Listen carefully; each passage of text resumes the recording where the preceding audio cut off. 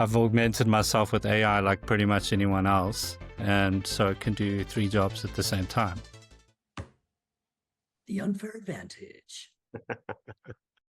Donovan Michael Packett. This is the the unfair advantage, episode 15.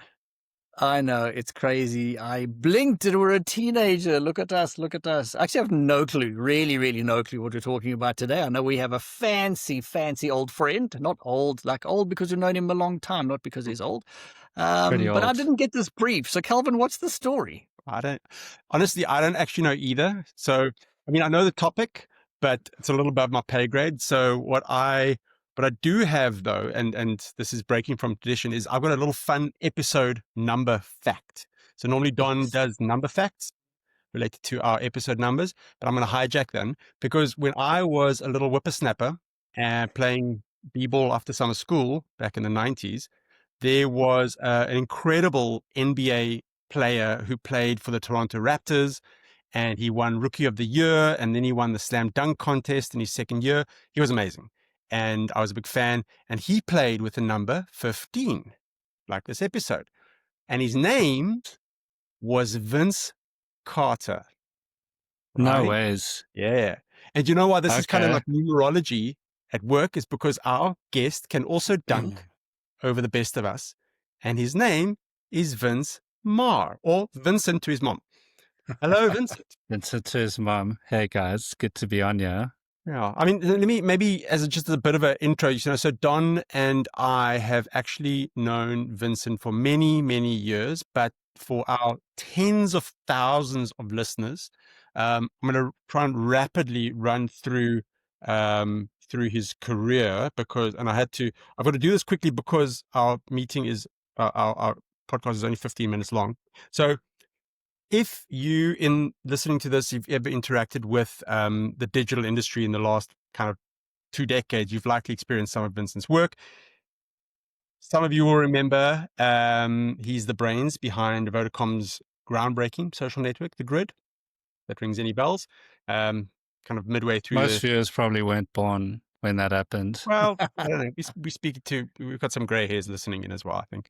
Yeah. He then went to the newsroom and was a director at the Mail and Guardian, where he helped navigate them into the digital world as well. He co-founded MoTribe, the mobile community that was successfully acquired by Mixit, where he was then became the chief product officer.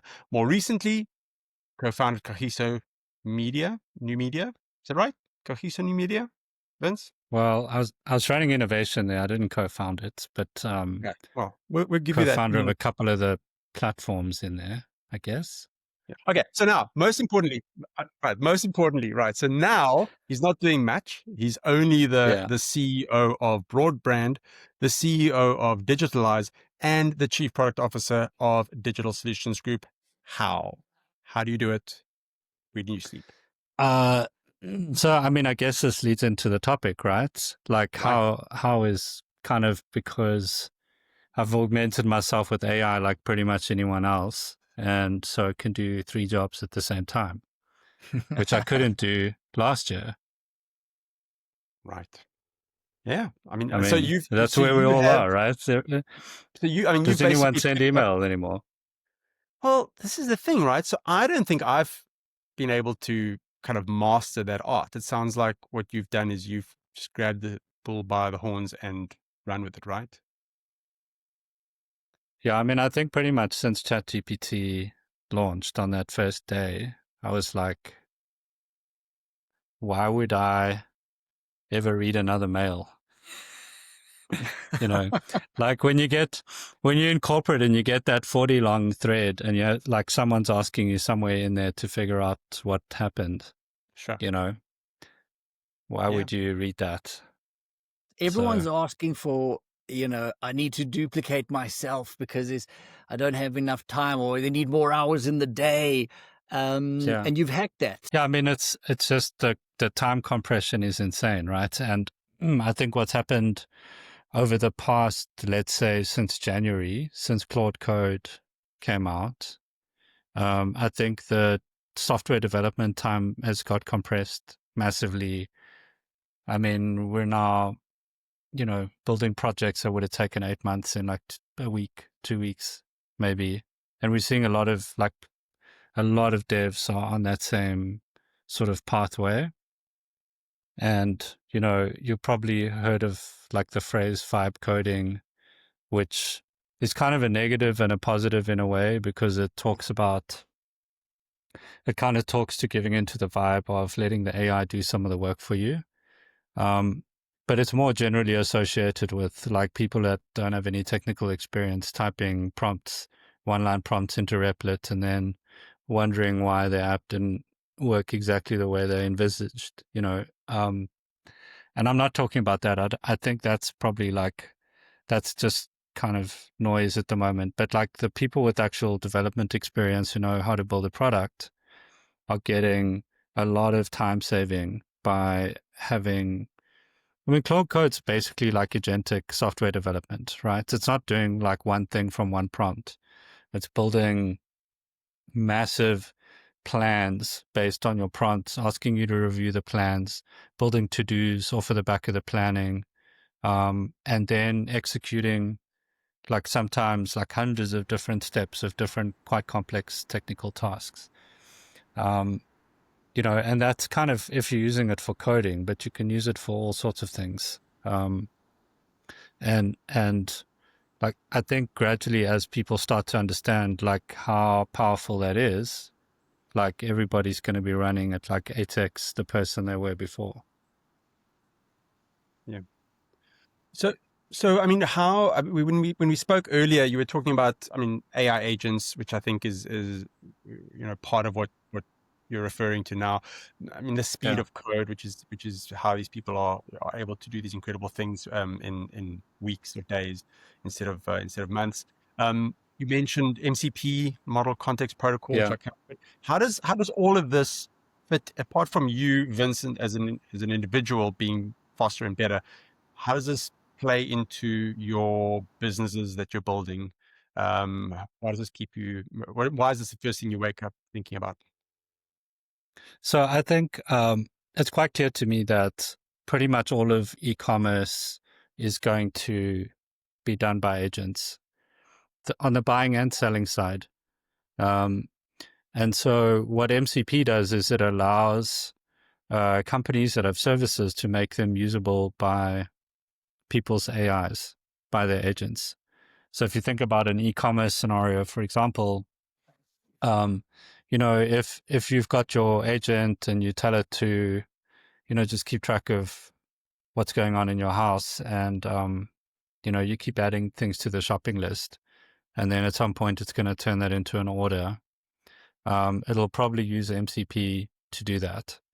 So you can, it's kind of like, imagine taking APIs in the sort of traditional sense, but then making those APIs accessible through prompts in whatever AI someone is using.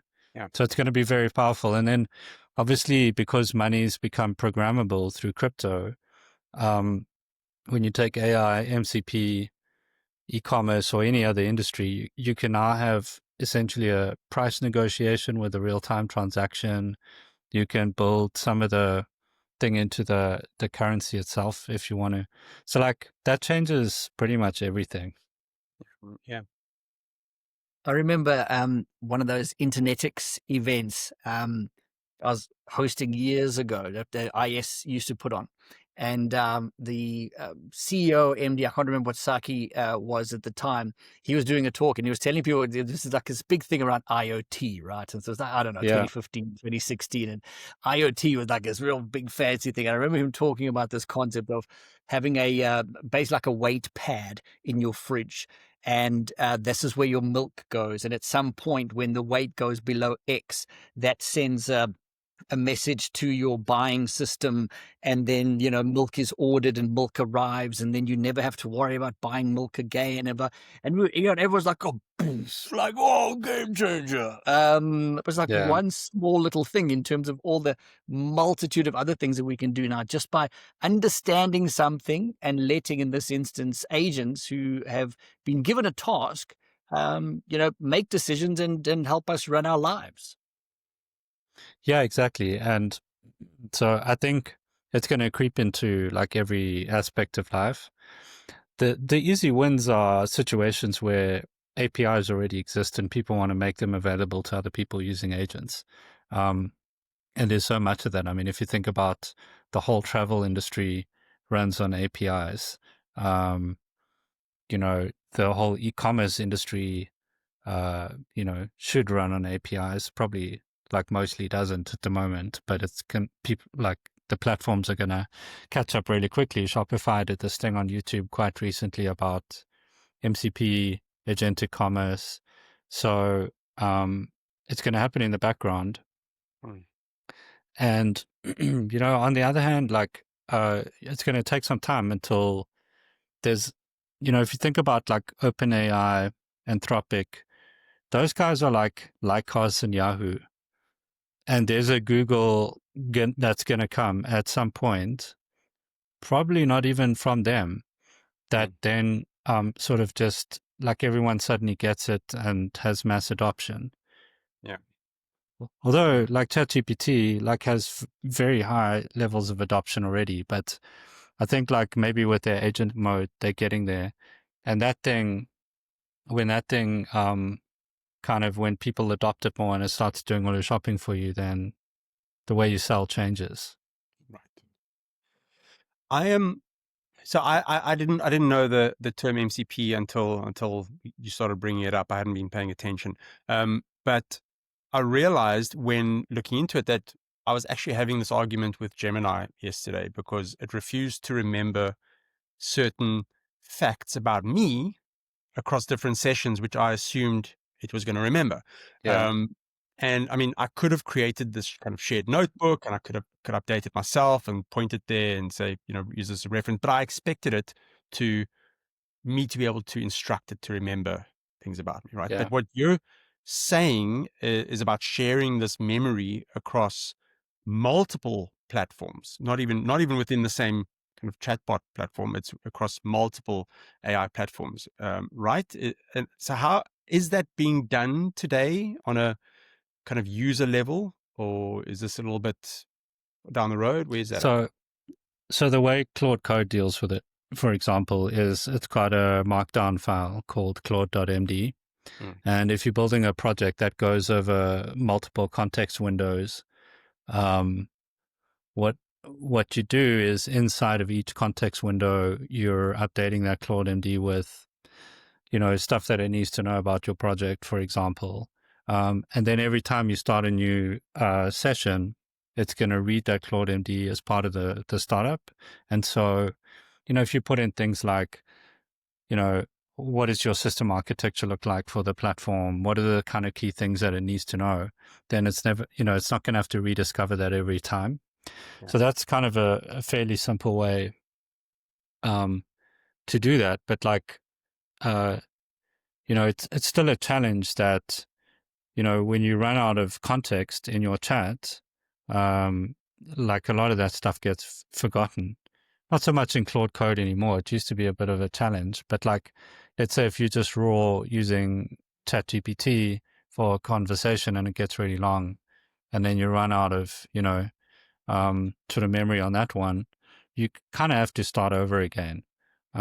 So we're still at that point, but I feel like that's an easier problem to solve than the adoption problem or solving the like real killer app sort of challenge around all of this, So, but at the end of the day, like there's that's happening. There's all the stuff in the creative industry. There's the stuff happening on the back end, of systems that are getting more and more sort of agentic. Like if you think about platforms like N8N and what people can do there, like that's gone mad, right? Like I've been working with someone who's actually staying in my house, and he's been working on turning all of the documentation of a business, financial reports, product management stuff, pretty much anything that can go in a folder, and just make that accessible via WhatsApp as a conversation. So you can go like, what was our revenue last week? And it'll know where to go get it. And that's all using like RAG engines. It's using all sorts of like automated integrations. but it's off the shelf as a platform, right? So I think the way people interact with their own information is going to change as well. I don't know if you've done this, but like if you have a bunch of things and you want to have a conversation with it, you just kind of put them all in a chat, upload all these into a chat, and then start asking it questions, right? Like it's a very powerful thing that's other than sitting and reading and trying to Absolutely, decode sure. what all this stuff means, you know? Yeah. So Vince, you know when you open a can of beer and you just crack it and the gas releases, but you haven't even opened the beer yet. I feel like we've just done that, just scratched Yeah. the surface in terms of this conversation. However, we're already over time. So Come on, what guys. advice would you give to someone apart from come and stay at your house? Because that seems like one of the things that you have Yeah. people do. Apart from having people come and live with you, what is a suggestion you would have to young tech entrepreneurs looking to compete in this world where a background in coding is potentially not fully required anymore? Yeah, I would say, like life hack number one is let the AI teach you the stuff that you don't know. So like pretending that you know stuff with the AI is a bad play, right? Just tell it what you don't know. Ask it to help you to get to know the stuff.